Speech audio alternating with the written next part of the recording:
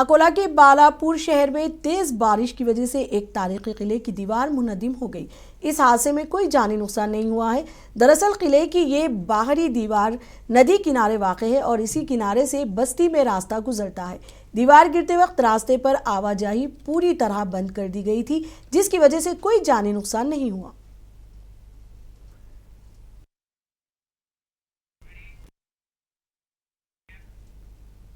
गढ़चिरौली में फिर से बारिश का सिलसिला शुरू हो चुका है।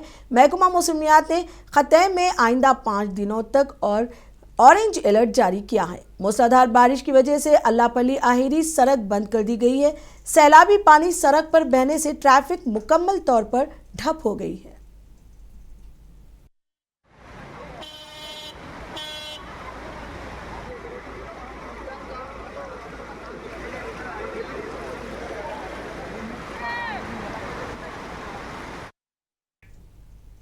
मुंबई के लिए एक अच्छी खबर है, जिसमें शहर को पानी सैलाबी करने वाला तानसा तालाब लबरेज हो गया है। यह तालाब मुंबई को पानी फराहम करने वाले 7 तालाबों में से एक है। हुक्काम के मुताबिक तमाम 7 तालाबों में पानी की सतह 86% तक पहुंच गई है।